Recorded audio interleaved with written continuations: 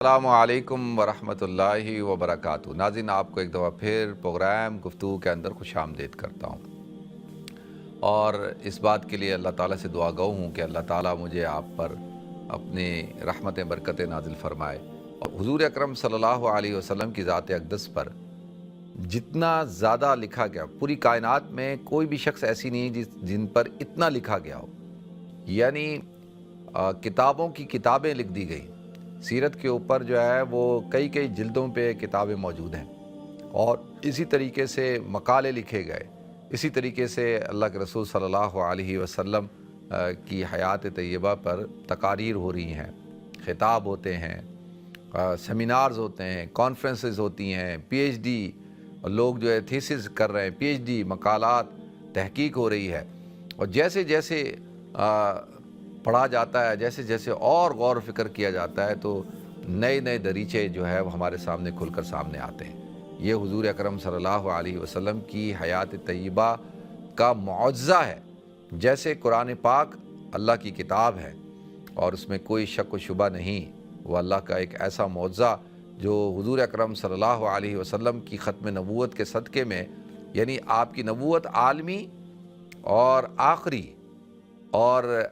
ایسی نبوت جو قیامت تک کے لیے ہے، اور اس نبوت کو کوئی چیلنج نہیں کر سکتا، اسی طرح سے اللہ تعالیٰ نے حضور اکرم صلی اللہ علیہ وسلم کو معجزہ بھی ایسا عطا فرمایا کہ جو پوری انسانیت کو مخاطب کرتا ہے اور قیامت تک کے لیے ہے، اور جیسے آپ اللہ کے نبی ہیں ویسے ہی قرآن پاک موجود ہے، اور آج بھی قرآن جو ہے وہ سب کو چیلنج کرتا ہے کہ کوئی ہے جو میرے مقابلے میں آئے، ایک آیت بنا کر دکھا دے۔ تو لہذا اسی طرح سے حضور اکرم صلی اللہ علیہ وسلم کی حیات طیبہ بھی، آپ کی سیرت مبارکہ بھی جو ہے وہ ایک معجزہ ہے، اور اللہ کے رسول صلی اللہ علیہ وسلم نے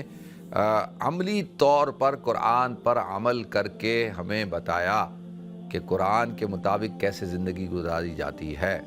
تو لہذا اس بنا پر یہ مسلمانوں کا فریضہ ہے کہ وہ قرآن پر بھی عمل کریں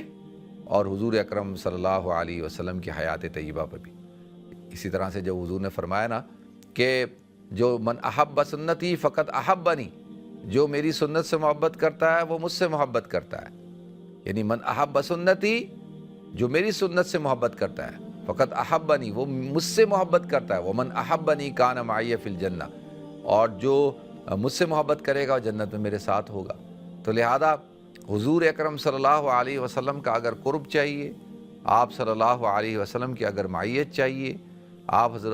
حضرت صلی اللہ علیہ وسلم کا اگر ساتھ چاہیے جنت کے اندر، تو اس کے لیے حضور اکرم صلی اللہ علیہ وسلم کی سنتوں کے مطابق زندگی کو گزارنا ہوگا اور ان کی زندگی کو فالو کرنا ہوگا۔ اور اسی طریقے سے حضور نے فرمایا کل امتی یدخلون الجنہ الا من ابا، کہ میرا ہر امتی جنت کے اندر جائے گا مگر وہ جس نے انکار کیا۔ صحابہ نے پوچھا یا رسول اللہ کس نے انکار کیا؟ آپ نے فرمایا کہ ومن اطاعنی دخل الجنہ، جس نے میری اطاعت کی وہ جنت میں داخل ہوگا، ومن عصانی، اور جس نے میری نافرمانی کی اس نے فقط ابا، اس نے انکار کیا۔ تو اللہ تعالیٰ مجھے آپ کو، ہم سب کو حضور اکرم صلی اللہ علیہ وسلم کی حیات طیبہ پر عمل کرنے کی توفیق عطا فرمائے۔